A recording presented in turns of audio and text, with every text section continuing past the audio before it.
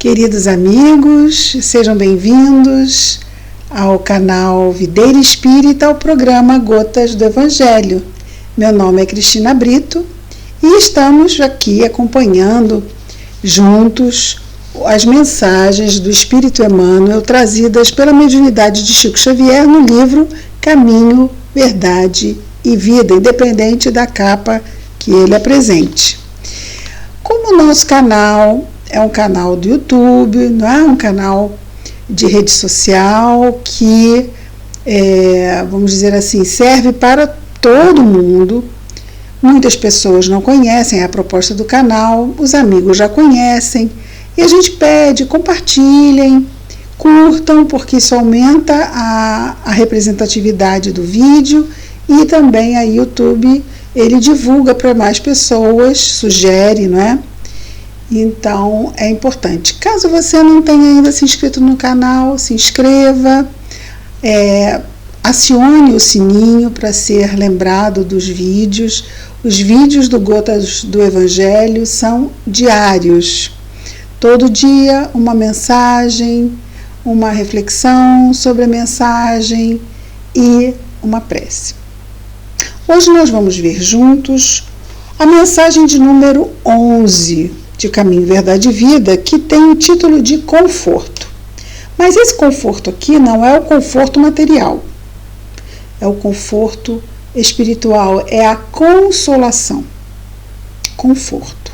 É a pessoa ser confortada, ser consolada, amparada. O versículo então destacado por Emmanuel são palavras de Jesus, narradas por João, capítulo 12, versículo 26, de Jesus. Se alguém me serve, siga-me. Se alguém me serve, siga-me. O que é muito interessante é a forma como Jesus nos aborda, não é? Ele não é imperativo. Ele sempre nos deixa à vontade para escolher. Ele deixa muito claro que a escolha é nossa. Mas a partir do momento que fazemos uma escolha, assumimos uma responsabilidade diante dessa escolha. Por isso, ele primeiro faz a abordagem colocando vamos dizer assim, a possibilidade de escolhermos se queremos segui-lo ou não. Ele não julga, mas ele diz: se alguém me serve, siga-me. Então, para seguir Jesus, é preciso estar predisposto ao serviço. É algo que ele coloca aqui, ó. Se alguém me serve, siga-me. Naturalmente, vamos depreender que, uma vez servindo ao bem, estaremos naturalmente seguindo Jesus. Mas que não é possível seguir Jesus se não servirmos ao bem.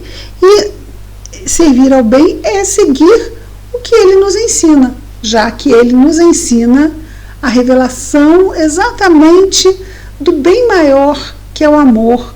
Não é? E tudo, vamos dizer, relacionado a isso, não é? Porque o amor é vamos dizer assim, a fusão de todas as virtudes. Mas nós ainda estamos, não é? Vamos dizer assim, ainda aquém de alcançar essa totalidade, não é? Essa amplitude do entendimento de virtude. Portanto, precisamos entender que esse bem, né, esse servir ao bem, é buscarmos seguir o que Jesus, né, seguir, né, seguir o que Jesus nos ensina. Naturalmente, se seguimos, servimos. Mas se não servimos, não seguimos. Ok? Mas Emmanuel vai discorrer, como sempre, de forma brilhante sobre isso. Diz-nos então Emmanuel: frequentemente as organizações religiosas e mormente as espiritistas, ou seja, ele vai se deter aqui nas espiritistas, não é? na atualidade, estão repletas de pessoas ansiosas por um conforto, por um consolo. De fato, a elevada doutrina dos Espíritos é a divina expressão do Consolador prometido, o que é muito delicado o que ele escreve aqui, porque ele não afirma que a doutrina espírita é o Consolador prometido, que é prometido no sermão que Jesus faz, não é? Dizendo que se guardássemos os seus ensinamentos, ele falaria com o Pai, e ele então enviaria um outro Consolador. Então daí ele promete um outro Consolador que iria nos falar do que ele não pôde dizer e nos lembrar do que ele havia dito. Então ele diz: a elevada doutrina dos Espíritos é a expressão divina do Consolador prometido. Então que a doutrina espírita tem essa expressão divina que se coloca assim, nessa posição. Então ele fala sem ser categórico, ao mesmo tempo sendo de uma forma extremamente delicada, sutil e sublime, como os espíritos superiores sabem colocar as ideias, não é? E ele diz: em suas atividades, nas atividades que a doutrina espírita ajuda a organizar, né, quantas nós vemos acontecer no movimento espírita. Então, as atividades do movimento espírita, elas são organizadas a partir do nosso entendimento da própria doutrina espírita. Então, ele coloca aqui: em suas atividades resplendem caminhos novos para o pensamento humano, cheios de profundas consolações para os dias mais duros. E não é mesmo assim? Não é? Então, as atividades que a doutrina espírita favorece, diz aqui, resplendem caminhos novos para o pensamento humano. Em todo tipo de divulgação que é feita, seja numa reunião pública, num atendimento fraterno, na evangelização, na recepção, nós vamos ter sempre essa renovação do pensamento humano através da abordagem que nos oferece o Evangelho pela lente que a doutrina espírita nos faculta. E ele diz assim: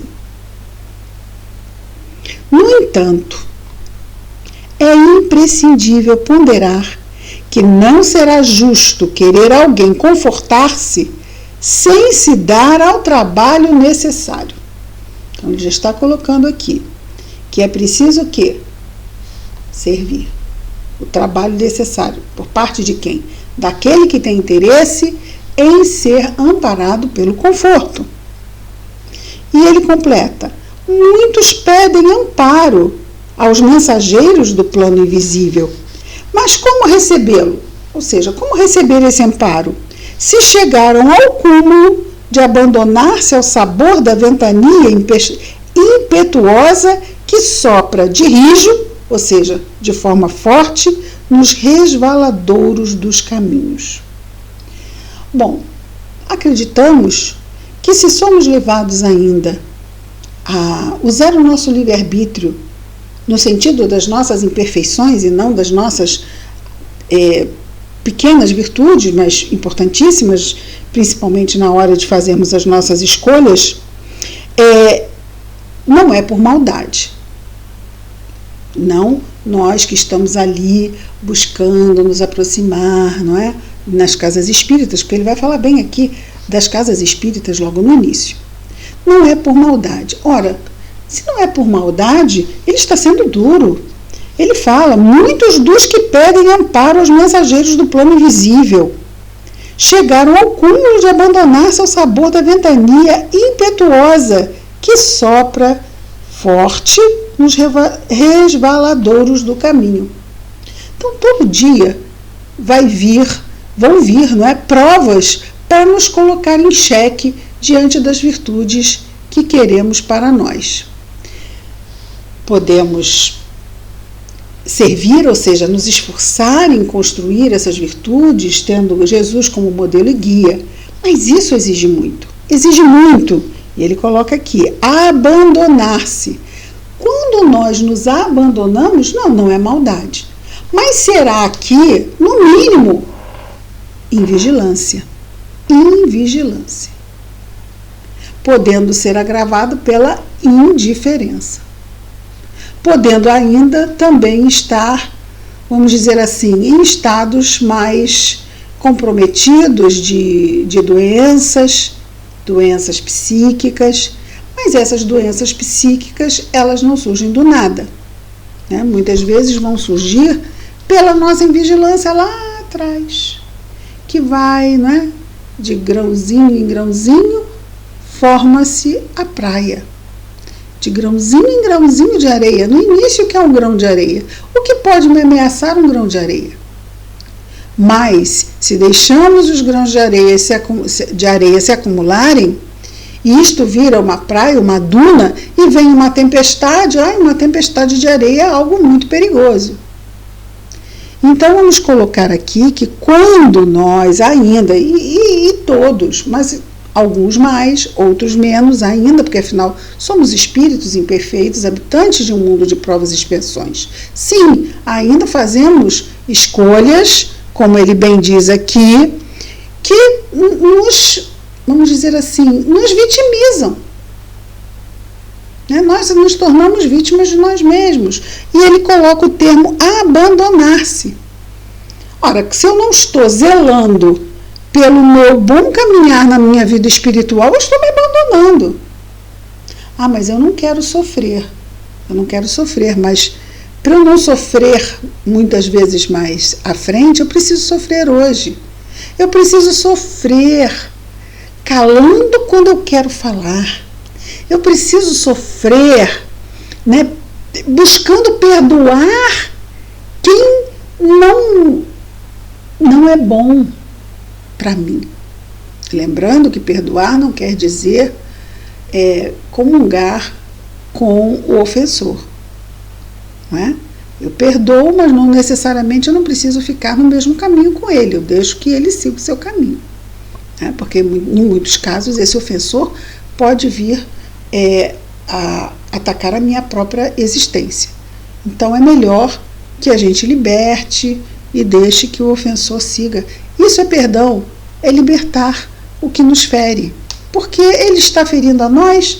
Não, ele está ferindo a própria consciência e as leis que estão lá. Então, isso exige muita vigilância. Mas vigilância em nós com relação a quê? Qual é o parâmetro? Qual é o parâmetro? É a novela? É o que está nos jornais? É o quê? É o que o vizinho fala? Não, existe um parâmetro. O parâmetro é aquele que eu digo que eu sigo. Mas se eu sigo, eu sirvo. Porque se eu não sirvo, como eu posso estar seguindo? Que ele disse, se alguém me serve, siga-me. Então, se eu sigo, eu estou servindo. Agora, se eu não estou servindo, como eu vou seguir? A condição para seguir é servir. Servir não é estar com tarefas na sociedade quando não assumiu as tarefas no lar. Assumir as tarefas no lar quando não assumiu consigo mesmo. Como é que eu assumo a tarefa comigo mesmo?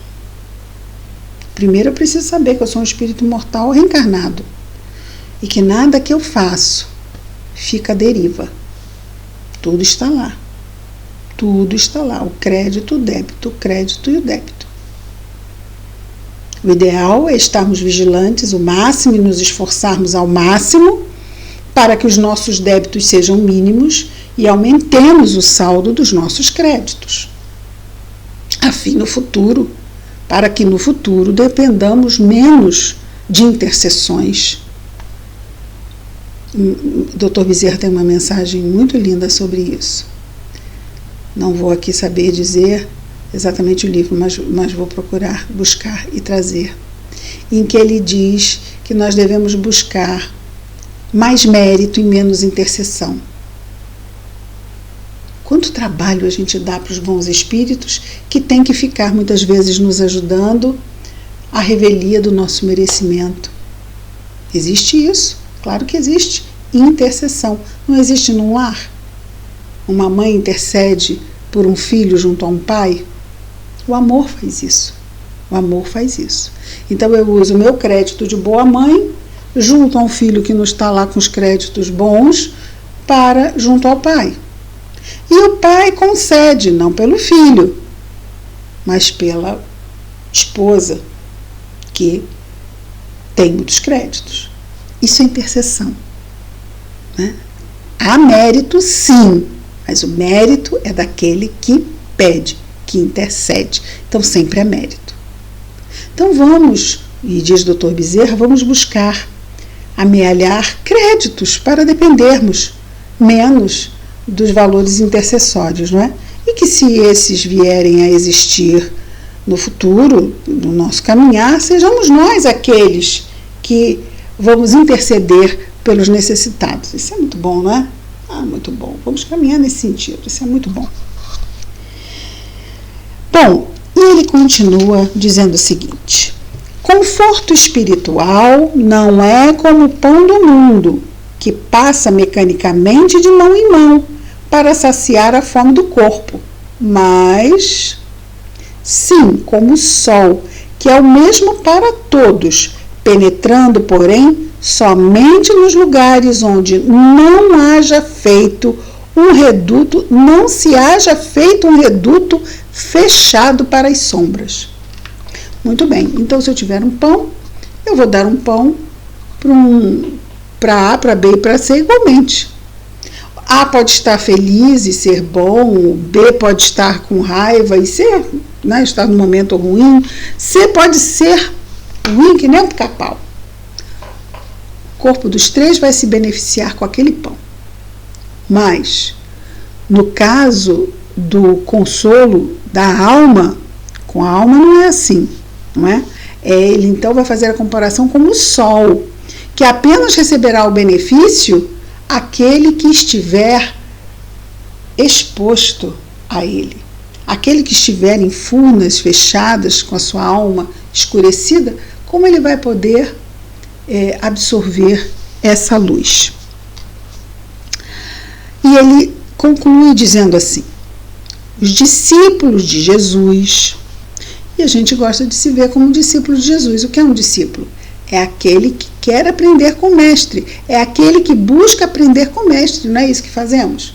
Quando nos aproximamos de Jesus, queremos aprender do seu evangelho, e a doutrina espírita, então, nos faculta essa lente, esse entendimento, nos apresentando a reencarnação, e que Jesus fala para espíritos imortais e não para personalidades encarnadas, aí a gente passa a realmente ver uma enorme revelação nos ensinos de Jesus. Ok, isso é tudo com entendimento. E aí sentimos aquela alegria, mas ao mesmo tempo vamos sentindo o homem velho lutando para que as luzes não se façam aqui. Resistências nós temos, não é? Ainda temos. Até que chegue aqui, né? O caminho. Chega aqui, desce, vai para cá para o coração e depois se estende para as mãos, simbolizando o fazer, simbolizando a ação. São símbolos, não é? São símbolos. Entendimento, alma, né? A força de querer, a vontade e a ação, as obras. Se não tiver obras, quem poderá salvá-lo? E ele continua esse último parágrafo dizendo: discípulos de Jesus podem referir-se às suas necessidades de conforto. Isso é natural. Todavia, antes disso, necessitam saber se estão servindo ao Mestre e, então, porque estão servindo, seguindo-o. O Cristo nunca faltou às suas promessas. Nunca faltou. O seu reino divino se ergue sobre consolações imortais. Então, estão ali as consolações, mas elas só serão acessíveis por um único caminho.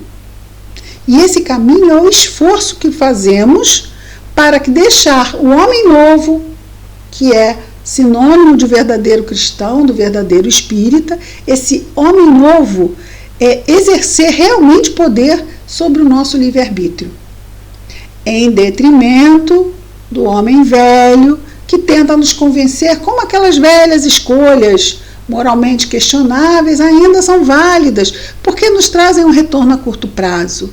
E o homem novo diz: curto prazo? De que adianta o homem ganhar o mundo e perder a sua alma? Parafraseando Jesus. E ele termina então dizendo, repetindo do início, porque eu paro, você já sabe. O Cristo nunca faltou em suas promessas, o seu reino divino se ergue sobre consolações imortais, mas para atingi-lo, esse reino divino de consolações que nós realmente desejamos, faz-se necessário seguir-lhe os passos. Os passos de quem? De Jesus. Afinal, quem me serve, siga-me. Mas siga em que caminho? E ele diz, seguir-lhe os passos, e ninguém ignora qual foi o caminho de Jesus nas pedras desse mundo. Quem me serve, siga-me. Mas não é um caminho de pétalas, é um caminho espinhoso. Nós superarmos o homem velho, cheio de viciações que ainda habita em nós, e fazer com que o homem novo efetivamente venha a brilhar da forma que desejamos, e para isso, mais uma vez, reencarnamos, nos exige muita vigilância. Jesus de novo nos alerta, vigiai e orai. Olha, o vínculo, vigiai. Aí a gente vai perceber, estou fraco mesmo. E orai, porque na hora que eu vigio e oro, eu me fortaleço. Para quê? E ele diz, para não cairdes em tentação. É isso que ele falou antes, o Emmanuel, não é? Esse arrastamento, nos abandonarmos. Cair em tentação é nos abandonarmos. Quando realmente nós precisamos estar muito junto de nós, para não nos perdermos no caminho que já escolhemos que queremos seguir. Porque ninguém se aproxima de Jesus impunemente. Estamos há séculos nesse passo de aproximação. Vai e volta, e cada vez um pouco mais perto. E hoje, século XXI, com tantos recursos ao nosso dispor, estamos mais perto do que nunca estivemos. Hoje podemos estar, embora eu não os veja e sinto tão profundamente que vocês podem me ver e eu não posso vê-los, mas sei que aí estão. Então hoje é um recurso que nós temos e precisamos nos valer dele, sim. Precisamos. O mundo carece de caminhos para que todos nós estejamos mais fortalecidos, porque os desafios são crescentes. Então precisamos também aumentar os recursos para estarmos podendo enfrentar os desafios para superá-los. É isso que nós queremos, é isso que estamos trabalhando e com a ajuda de Deus vamos conseguir. Vamos orar?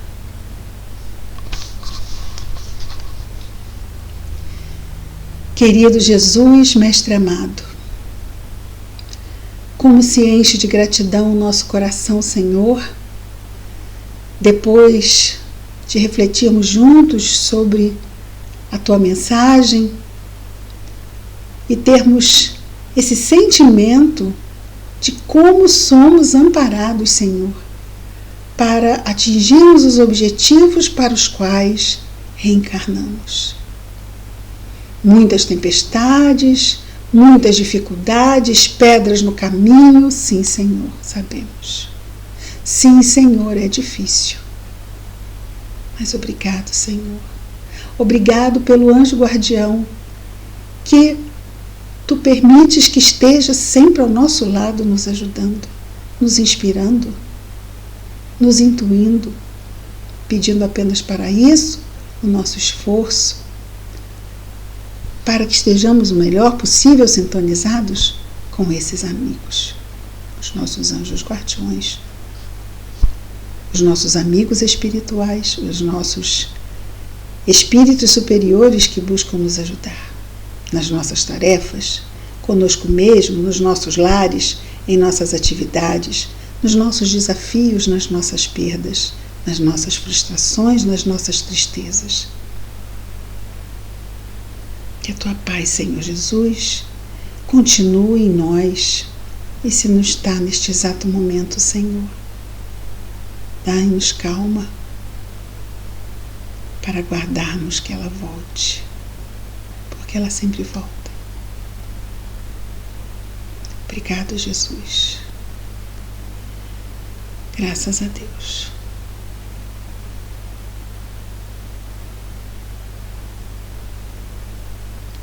E é isso, queridos amigos. Muita paz a todos.